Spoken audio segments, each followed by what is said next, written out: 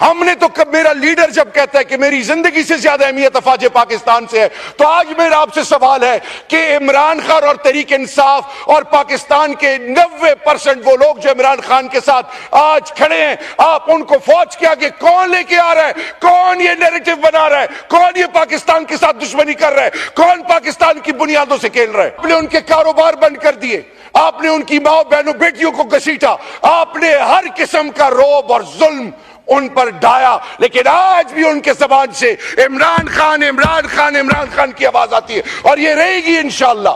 पाकिस्तान से चले जाओ, तुम पे हाथ डालेंगे। मैं 16 मई को अपनी बीवी और बच्चों के साथ अपने घर में था, बगैर किसी असले के, ना तब भागा था ना अब भागूंगा, आखिरी वक्त तक इमरान खान के साथ और पाकिस्तान के साथ खड़ा रहूंगा। जिससे मासूम निहत्ते लोगों को मारा जाए और बच्चों, 6 माह की बच्चियों के मुंह में गोलियां मारी जाएं। मॉडल टाउन और डी चौक को भूलना चाहें, आने वाली नस्लें नहीं भूलेंगी। ये इजाजत किससे दी इस सियासत में माओ बहनों की बेटियों की तजलील करना? बातें बहुत हैं चेयरमैन साहब इनिशिएटिव नहीं है। ठीक है, चार्टर ऑफ डेमोक्रेसी पे आपने बात की, आपके और पीपल्स पार्टी के बीच में तारड़ साहब ऐसा कुछ हुआ, वो तस्वीरें मैं नहीं कहना चाहूंगा। इखलाकियात के जनाजे निकाले गए, उस वक्त तो पीटीआई का दूर दूर तक कोई नामो निशान नहीं था। आपने माजी की बातें की, अगर माजी को दोहराते जाएंगे मुस्तकबिल, हाल और मुस्तकबिल कभी बेहतर नहीं होगा। Forgive and forget. अगर इस मुल्क के साथ वाकई हम सिंसियर हैं, आने वाली नस्लें, आज के बच्चे पाकिस्तान में नहीं रहना चाहते। बिस्मिल्लाहिर्रहमानिर्रहीम। रब्बि इश्रह ली सदरी व यस्सिर ली अमरी वहलुल मिन लिसानी यफ़क़हू क़ौली। सदक़ल्लाहुल मौलाना अज़ीम। बहुत शुक्रिया चेयरमैन साहब, माहौल बहुत अच्छा है।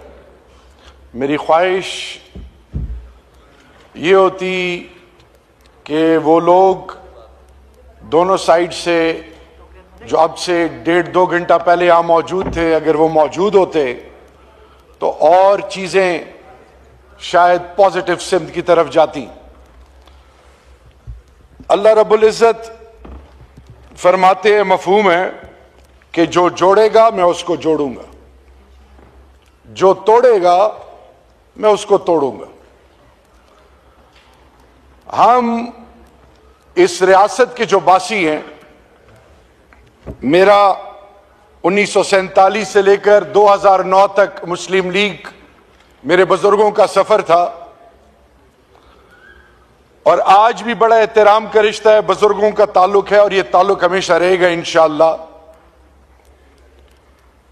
लेकिन जनाब स्पीकर, चेयरमैन साहब, मैं जो डिबेट चल पड़ी है, जो शेर अफजल मरवत साहब ने इनिशिएट की, उस पर मैं बाद में आऊंगा।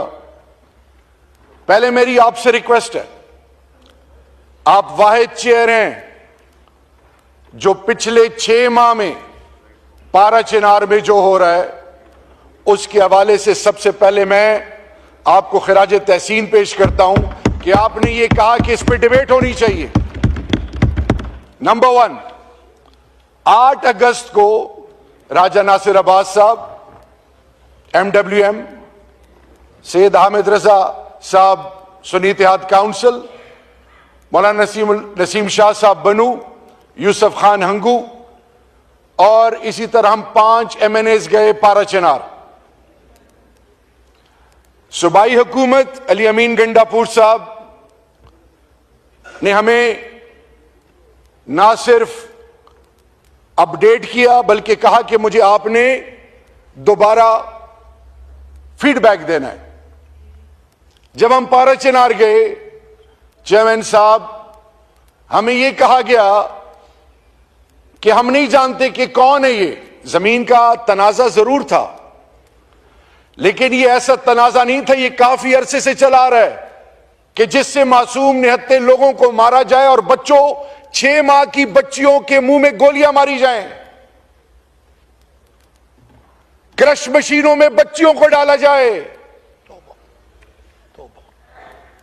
लोगों की बेटियां ले जाई जाएं।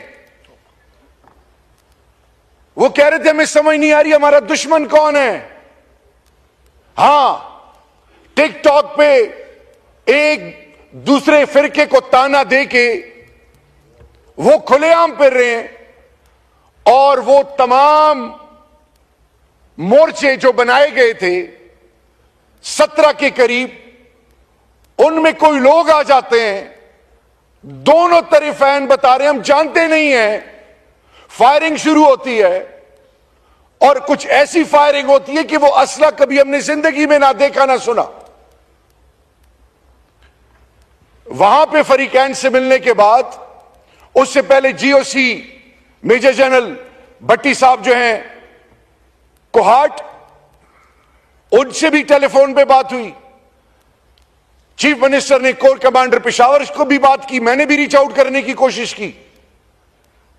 हमें यह कहा गया कि आप मेहरबानी करें इस पे ग्रैंड जिरगा बनाएं। सीएम साहब ने उनको पेशावर बुलाया, चीफ सेक्रेटरी और कोर कमांडर साहब उसमें मौजूद थे। हालात नॉर्मल हुए और एक दफा फिर चेयरमैन साहब कुछ ही हफ्तों बाद दोबारा, और वो जुल्म और बर्बरियत, वो इंसानियत सोज मजालिम, वो जबर और जुल्म जिसको कहते हुए शर्म आती है, वो आज पारा चिनार का मुकद्दर बना हुआ है। लोग आ जा नहीं सकते, अद्वियात नहीं, आपने खुद आज कहा ये फिगर कम बताई गई है, एक्सेस नहीं है, उनकी सुनवाई नहीं है, उनकी कोई आवाज नहीं है। मैंने बारहा इंटीरियर मिनिस्टर के हवाले से, फेडरल गवर्नमेंट के हवाले से, 18th अमेंडमेंट बेशक सूबे का रोल है, लेकिन वफाक अपना रोल क्यों नहीं दिखा रहा? तो मेरी आपसे रिक्वेस्ट है, मैंने अभी आज फजल रहमान साहब से भी रिक्वेस्ट की है, मैंने कल परसों स्पीकर साहब से भी रिक्वेस्ट की कि स्पीकर साहब, एक नेशनल असेंबली क्या एक delegation parliamentarians from all the political parties, इनको पारा चिनार भेजें, वहां बिठाएं, क्योंकि इस वक्त ग्रैंड जिरगा कोहाट में चल रहा है, 3 हफ्तों से ग्रैंड जिरगा चल रहा है। चीफ मिनिस्टर खैबर पख्तूनख्वा भी आए, उसके अगले दिन गवर्नर साहब भी आए, सब चीजें चल रही हैं, ओनरशिप लेने के लिए कोई तैयार नहीं है। पारा चिनार की जो स्ट्रेटेजिक लोकेशन, पारा चिनार के इर्द गिर्द लोग, वो सोलली डिपेंडेंट है लॉ एनफोर्सिंग एजेंसीज पे। कमिश्नर कोहाट उसको डिविजनल हेड, उसको हेड कर रहा है। लेकिन मैं हैरान हूं कि आज हम माजी को तो याद कर रहे हैं, हाल के हवाले से जिस तरह आज हम पारा चिनार, इसी तरह चमन, इसी तरह जारी खेल, बक्का खेल, बनू, इसी तरह पूरा ड्यूरेंट लाइन 2611 किलोमीटर का बॉर्डर, लोग इंटर होते हैं, हमारे लोगों को मार के हमें आपस में लड़ा के फिर चले जाते हैं, और हम अहमकों की तरह दस्तों गिरेबान आपस में उलझे हुए हैं। आज ये बातें जो, जब ये मेरा भाई आज ये बात कर रहा था, 2 आवाजें मेरे कानों में आई। एक आवाज आई शेर अफजल मरवत के हवाले से कि लगता है कि सॉफ्टवेयर अपडेट हो गया, और इधर से आवाज मुसलसल उनके हवाले से, उनको डिस्करेज करने के हवाले से आ रही थी। मैं आज एक बतौर, ये 3rd टर्म है मेरा, आज मैं ये सवाल पूछना चाहता हूं, आप ना होते तो आज मुझे फिर मौका नहीं मिलना था। ये कौन सी ऐसी कुव्वतें हैं जो हमें अडियाला में भी नहीं मिलने देती? हाई कोर्ट से हमने कंटेम्प्ट में परमिशन ली हुई नहीं मिलती। ये कौन सी ऐसी कुव्वतें हैं कि स्पीकर साहब के साथ एक डेलीगेशन रशिया में बैठे और उनके खिलाफ 780A के पर्चे हो रहे हैं? ये कौन सी ऐसी कुव्वत है जो कि उन लोगों को जिनका जीना मरना पाकिस्तान है, हमारा ईमान है पाकिस्तान, माओ बहनों बेटियों की चादर और चारदीवारी को पामाल कर रहे हैं? हम मॉडल टाउन और डी चौक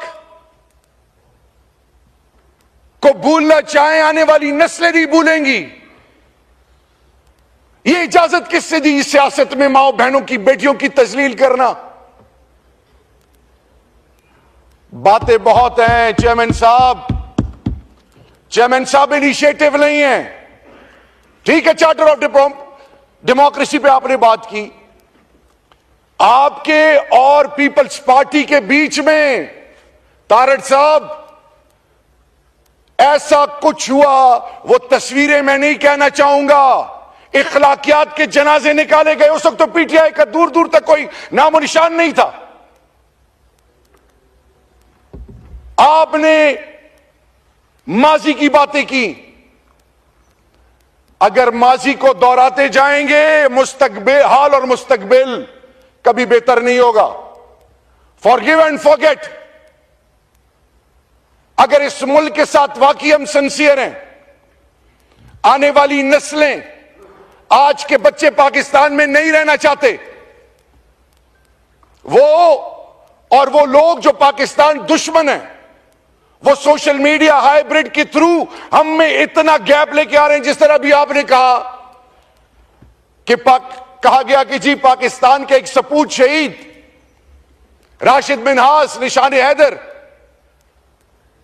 जो पाकिस्तानी हो, जो अल्लाह और अल्लाह के रसूल का मानने वाला हो और वो इमरान खान का सिपाही हो, वो सब कुछ कर सकता है। पाकिस्तान और पाकिस्तान के शुहदा पे कभी कॉम्प्रोमाइज नहीं कर सकता। ये हमारा ईमान है। हम कहते थे, हमारा मजाक उड़ाते थे लोग कि यही वो फौजी हैं कि जिन्होंने जब हमारी घरों से और मस्जिदों में और इमाम बारगाहों और खानकाहों में खुदकश धमाके होते थे, जब लाशें नहीं मिलती थी, इन्हीं जवानों ने छाती आगे करके अपने जानों के नजराने पेश किए थे। हमने तो कब, मेरा लीडर जब कहता है कि मेरी जिंदगी से ज्यादा अहमियत अफवाज पाकिस्तान से है, तो आज मेरा आपसे सवाल है कि इमरान खान और तहरीक इंसाफ और पाकिस्तान के 90% वो लोग जो इमरान खान के साथ आज खड़े हैं, आप उनको फौज के आगे कौन लेके आ रहा है? कौन ये नैरेटिव बना रहा है? कौन ये पाकिस्तान के साथ दुश्मनी कर रहा है? कौन पाकिस्तान की बुनियादों से खेल रहा है? अपने चंद वोटों के लिए, अपने चंद वोटों के लिए आप एक इदारे को एंगेज इनडायरेक्टली कर रहे हैं। मुकाबला तो मैदान में किया जाता है, मुकाबला तो इलेक्शनों में होता है। इलेक्शनों में जिनकी जमानतें जब्त हो गई, वो आज हमें दर्ज दे रहे हैं। कोई बात नहीं, जुल्म, हर दौर में जुल्म का दौर चलता है, लेकिन आप और सबके लिए, आप हमारे भाई हैं, हम सबकी इज्जत सांझी है। ये आज जो हमारी माओ बहनों की बेइज्जतियां हो रही हैं, ये अननोटिस नहीं हो रही अल्लाह के दरबार में भी। और याद रखें, आज जो इस मुल्क में ये मेरे पंजाब के एमएनएज और एमपीएस के साथ जो हो रहा है, मैं आज चेयरमैन साहब दोनों हाथों से पाकिस्तान तहरीक इंसाफ पंजाब के बुजुर्गों, माओ बहनों, बेटियों, मेंबर ऑफ द पार्लियामेंट, तमाम इलेक्शन जो लड़ चुके हैं, उनकी इज्जतों को सलाम है। आपने उनके कारोबार बंद कर दिए, आपने उनकी माओ बहनों बेटियों को घसीटा, आपने हर किस्म का रौब और जुल्म उन पर ढाया, लेकिन आज भी उनके जबान से इमरान खान, इमरान खान, इमरान खान की आवाज आती है। और ये रहेगी इंशाअल्लाह, क्योंकि पाकिस्तान का बड़ा बेटा पंजाब जो हमारी गैरत है, वो जाग चुका है। रही बात, हम कभी भी जबान बेस सियासत नहीं करते। अभी कुछ अर्सा पहले हफ्ता भी नहीं हो गया चेयरमैन साहब, मैं पेशावर हाई कोर्ट गया, बेल्स करानी थी। वहां पे अवामी नेशनल पार्टी का मेंबरशिप के लिए कुछ लोग बैठे थे, मैं वहां गया। मैंने कहा मैं एक कन्फेशन करने आया हूं, एतराफ करने आया हूं। बचपन से हमें यह पढ़ाया गया कि गफार खान खुदा न खास्ता गद्दार था। गफार खान गद्दार नहीं था, गफार खान मेरी धरती मां का वो गैरतमंद सपूत और वो बुजुर्ग है जिसको आने वाली नस्लें इज्जत देंगी। लेकिन आज to put our house in order we need to revisit each and everything. आप अगर आज वजीर इत्तलात हैं, विदाउट, वो कहते हैं कैरेट और स्टिक, उस डंडे के अलावा आपको कोई पूछे भी ना। आज आपसे एस्टेब्लिशमेंट थोड़ा हाथ पीछे करती है तो फिर देखिए क्या होता है। आज आपने मेरे फैसलाबाद डॉक्टर नासिर जट, निसार अली सरफराज, इनका जीना हराम कर दिया हुआ है। आज मेरे पंजाब के माए बहने बेटियां हर रात कभी एक जगह कभी दूसरी जगह शिफ्ट होते हैं। चेयरमैन साहब, मैंने स्पीकर साहब को कहा रात 11:30 बजे मेरे बच्चे इस्लामाबाद से निकले। ये कौन सी सियासत है? तो अगर आज वाकई और ये ना हमें कहा जाए कि रेंजर्स या कोई और, पाकिस्तान का जर्रा जर्रा हमारा है। आप लोगों की इज्जतों पे कभी वो अल्लाह दिन ना लाए कि हम कॉम्प्रोमाइज करें। मैं आज मजबूर हूं कहने के लिए, राणा साहब बैठे हैं, उम्र में मुझसे बड़े हैं, कि राणा साहब मैं नारकोटिक्स का मिनिस्टर था, minister for state. Intelligence based operation के थ्रू आपको जब अरेस्ट किया तब मुझे पता चला, और मुझे जब मैसेज आया तो मैंने उस वक्त के डीजीएनएफ और ब्रिगेडियर्स को बुलाया और उन्हें कहा कि अपनी औलादों की कसम खाएं कि यह सच है कि गलत है। मैं उन डीजी साहब को लेके गया प्राइम मिनिस्टर के पास, यही अल्फाज प्राइम मिनिस्टर के थे। मैं उनको कैबिनेट में लेके गया जिसमें फैसल वाडा साहब और ये सारो तारिक साहब जो है बावलपुर से, मुस्लिम लीग काफ के तारिक बशीर चीमा साहब, उन्होंने क्वेश्चंस किए। जब आपको फोन आया 9 मई के बाद शाहिद आफरीदी का कि शहरियार के साथ आपका जो मसला है, मेरी भाभी को आप लोगों ने क्यों उठाया, मैंने तो आपकी फैमिली को, आपकी इज्जत को, कभी मेरी 7 पुश्तों में मेरी तरबियत ऐसी नहीं हुई कि मैं सोच सकूं। मेरी मां बहनों बेटियों को आप जरा पता कराएं कि मेरी बीवी बेटी के साथ आप लोगों ने क्या किया। मैं चुप हूं। ये बाकियों की जो माएं बहनें बेटियां हैं, राणा साहब आप तो पहले कहते थे कि जनरल बाजवा ने मेरे ऊपर केस बनाया था, मुझे ख्वाजा साद रफीक ने हाथ से पकड़ा, मैं उलझना चाहता था। अभी आपने कहा कि जी इमरान खान ने उसको कहा था। आज नामों के नीचे हैं। मुझे मेरा उस वक्त भी मजाक उड़ाया गया था जब मैंने कहा था कि नीनल नामों के नीचे खड़ा हूं, अगर इमरान खान मैंने इनके खिलाफ ये मुकदमा बनाया हो तो अल्लाह हमें ईमान की मौत ही ना दे। तब भी मजाक उड़ाया गया था। मैं आज इतने अरसे बाद भी ये कह रहा हूं, आज आप पॉलिटिकल एडवाइजर हैं, आज आपके पास इख्तियार हैं, इंक्वायरी करें, तहकीक करें, बताएं कि किसने आपके खिलाफ ये पर्चा काटा था।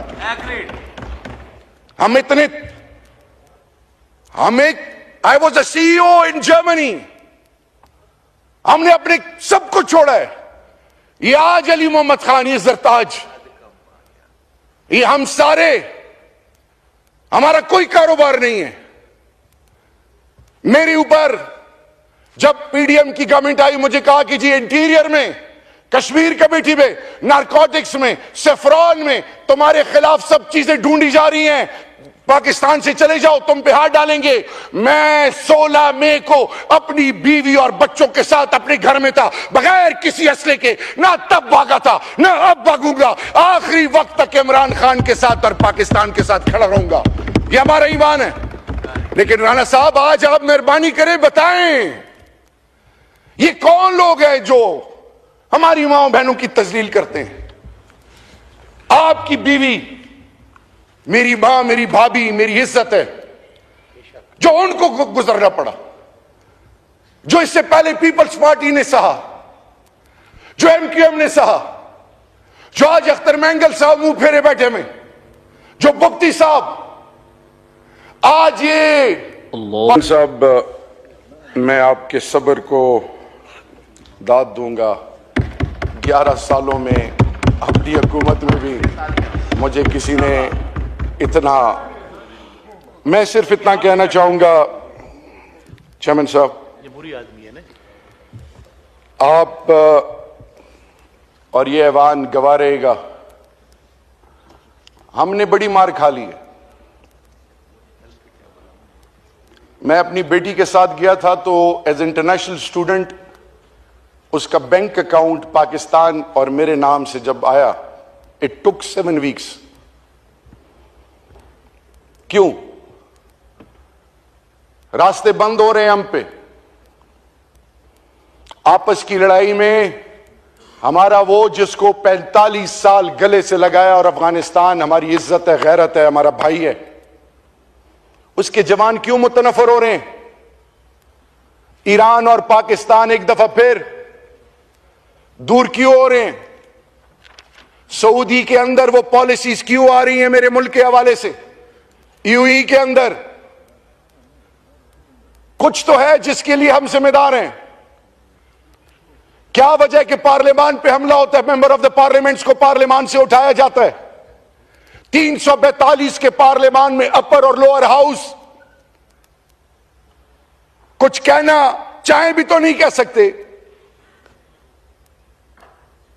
मैं उस वक्त भी स्पीकर साहब के पास गया था, अयाज सादिक साहब के पास, कि राणा साहब से कहें कि अगर कोई बात है तो मुझे सामने बैठाएं, क्योंकि मुझे कभी अली मोहम्मद खान बताता था, कभी कोई और बताता था।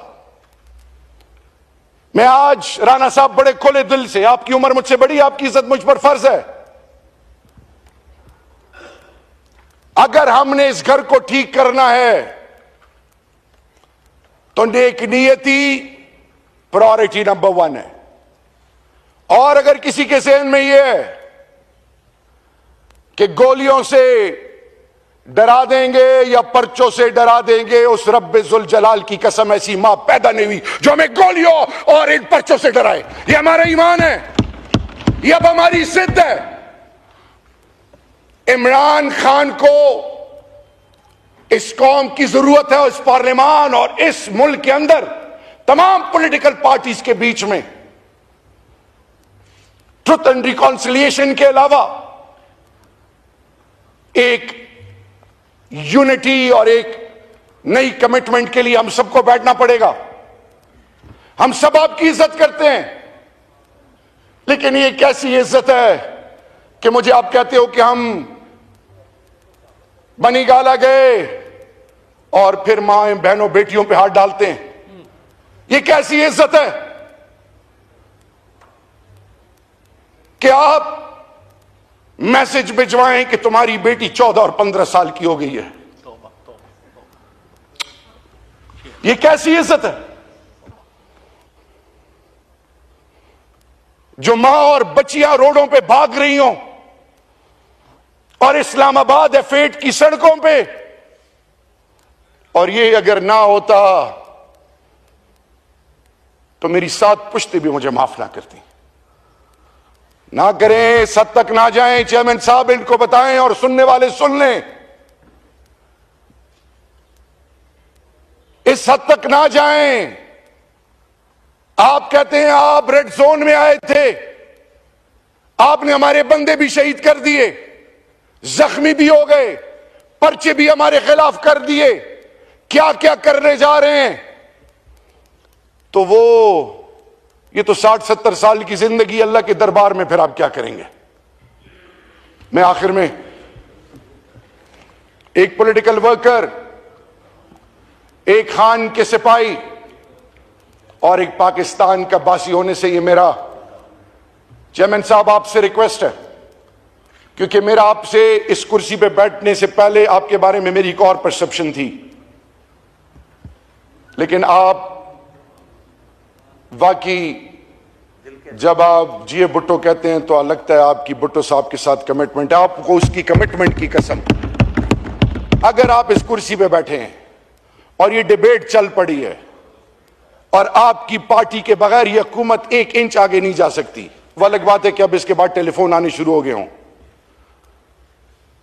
अगर आप वाकई भुट्टो साहब के सिपाही हैं, इस इनिशिएटिव को या मत रोकें, लेकिन इस इनिशिएटिव को ये ना समझे कोई कि ये हमारी कोई कमजोरी है या डर है।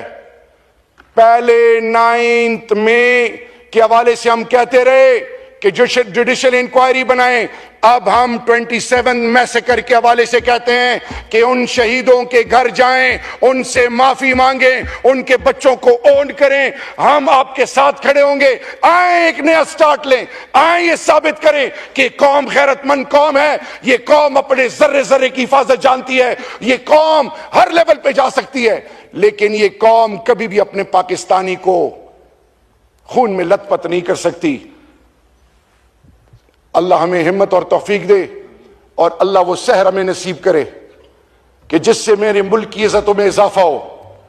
और मैं आज आपसे, ये जो रिग्रेट है ना, ये अंदर अंदर मार देता है।